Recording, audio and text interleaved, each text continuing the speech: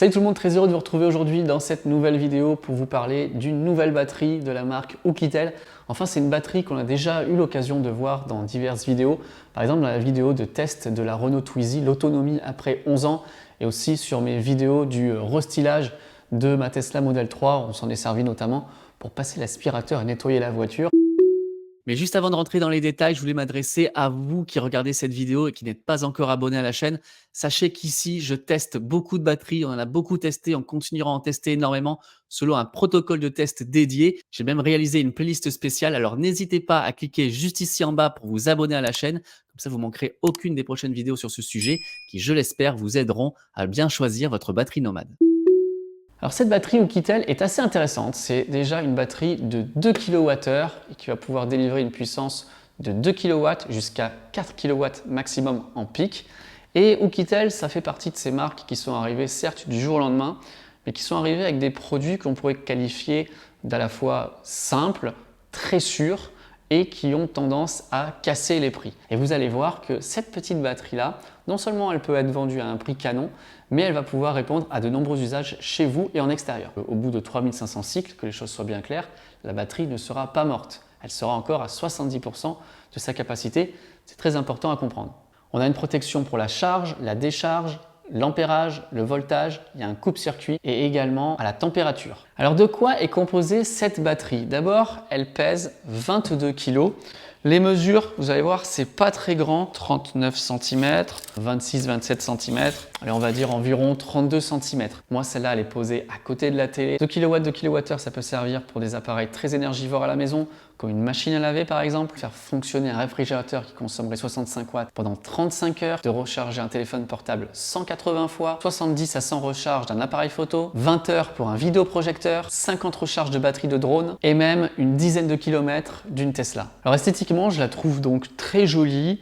On a ces barres en métal ici pour pouvoir la transporter. On voit que c'est costaud, il y a toujours cette peur, comme c'est un objet qui fait quand même une vingtaine de kilos qu'on va trimballer en extérieur, on a peur que ça ne casse. On a ici devant un allume-cigare. Là, j'ai deux ports pour recharger des ordinateurs portables.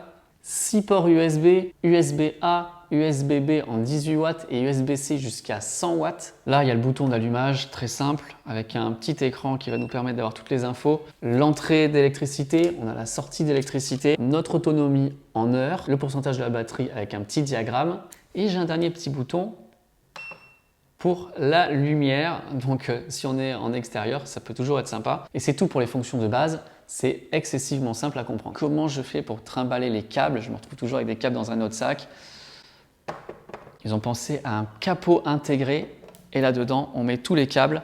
On recevra un câble pour brancher sur l'allume-cigare, le câble pour charger via des panneaux solaires avec les connectiques MC4. Donc on connaît bien ces connectiques, c'est quasiment la connectique universelle sur 99,9% des panneaux solaires. Tous les constructeurs de batteries, sauf exception, pour l'instant j'en connais aucun, ont utilisé exactement cette fiche-là pour pouvoir recharger les batteries. C'est la prise que l'on retrouve sur les unités centrales des PC ou encore sur les appareils à raclette. On a ici donc nos prises, donc 3 prises AC type Europe avec un maximum de 2000 watts jusqu'à 4000 watts. Et de l'autre côté, l'entrée AC pour mettre sur la prise murale et on a l'entrée pour les panneaux solaires en cas de surtension. Le petit bouton, le petit disjoncteur va sauter et c'est en appuyant ici qu'on pourra relancer la batterie. Voilà, on est en intérieur, mais je vous propose de tester cette batterie sur différents appareils de la maison. Bon, honnêtement, à transporter, c'est pas très lourd. Bon, ça tombe bien, j'ai besoin de passer l'aspirateur parce que vous avez vu il y a quelques vidéos, j'ai installé Starlink et là, j'ai trouvé une autre solution pour rentrer le câble. Donc, on l'a rentré ici et c'est pourri, tout simplement, parce qu'on a percé le mur.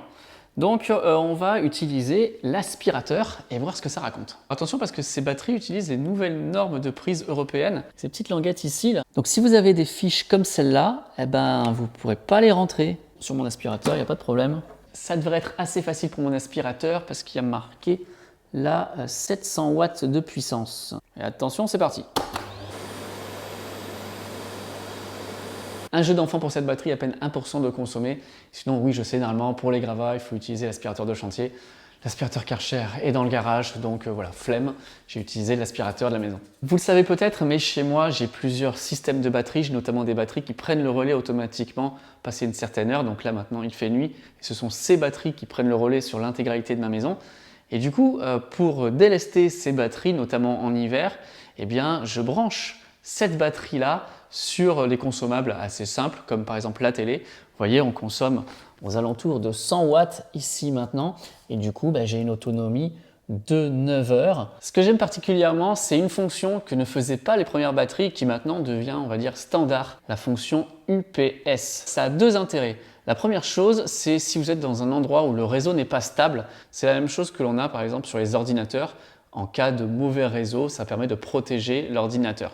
La deuxième chose, c'est en cas de coupure. Si jamais il y a une coupure, eh bien, ça sera la batterie qui prendra le relais. Quand on regarde ça, on se dit, c'est la batterie qui alimente la télé. Et en fait, pas vraiment. En fait, on a le courant qui vient de la prise, qui traverse simplement la batterie pour aller vers la télé. Attention, simulation de coupure de courant. Je le fais avec vous sans trucage. 1, 2, 3. Et voilà, c'est la batterie qui a pris le relais. La télé n'a même pas vacillé. Ça s'est fait instantanément. S'il y a une coupure de courant, que la télé s'éteint, c'est pas vraiment un problème. Mais on pourrait le mettre donc sur un ordinateur, on pourrait le mettre sur un frigo, on pourrait le mettre sur des appareils peut-être médicaux aussi. J'ai d'ailleurs été contacté par pas mal de pharmacies qui cherchaient des solutions pour pouvoir sauvegarder ce qu'il y avait dans les frigos. Alimenter l'aspirateur, c'est facile alimenter la télé, c'est facile charger ces appareils électroniques en tout genre, c'est facile. Maintenant, qu'en est-il quand on veut alimenter un appareil qui a une résistance électrique? C'est généralement dans les logements ce qui consomme le plus. Direction la lingerie. On va voir combien consomme le sèche-linge Whirlpool. Je vais le mettre en mode coton. Pour la démo, il tourne à vide, juste avec des balles de séchage. Ce qui est intéressant aussi en utilisant ces batteries à la longue, c'est qu'on se rend compte de combien un appareil a besoin d'électricité, tant en termes de puissance qu'en termes de capacité d'énergie nécessaire à le faire fonctionner pour son cycle. Donc 2000 watts, c'est la limite théorique de l'appareil. Et pourtant, il fonctionne encore très bien. Et là, je pourrais l'utiliser pendant encore 30 minutes. 1400 watts, on est passé à 43 minutes. L'électricité qui est quelque chose de non palpable normalement. Et en utilisant ces batteries, en utilisant des outils comme l'EcoJoco, on se rend compte de ces valeurs et du coup, on va mieux utiliser l'énergie, on va vouloir la stocker, on va vouloir mieux la maîtriser.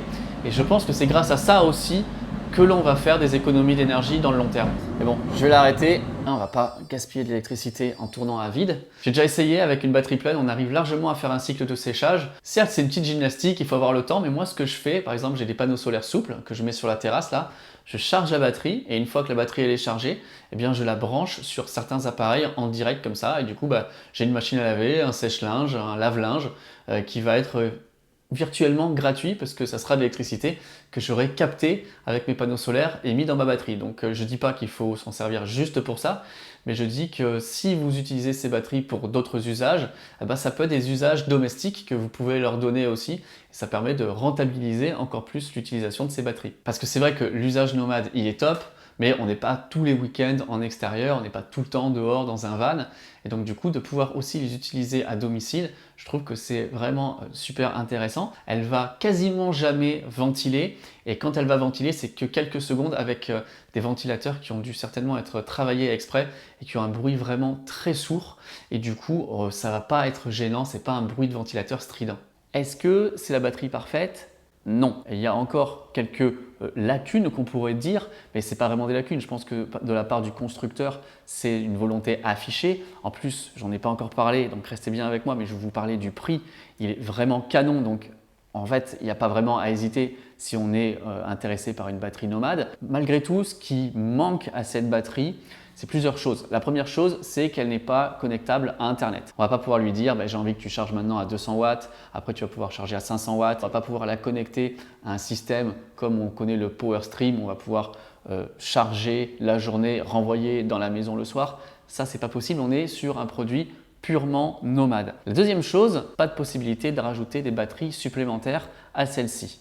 Pour autant, et c'est là que ça devient quand même ultra intéressant, je ressors ma petite fiche pour les prix, vous allez voir. Cette batterie m'a été envoyée par le site Geekbuying. Je les remercie de m'avoir fait confiance sur ce projet et sur d'autres. Vous verrez d'autres produits et d'autres batteries qui sont vendus sur ce site. On est sur le site de Geekbuying au moment où j'enregistre cette vidéo à un tarif de 1170 € environ, par-dessus laquelle je peux vous proposer un coupon de réduction d'encore environ 220 €. Vous pouvez l'avoir aux alentours de 943 € pour une batterie qui fait 2 kWh.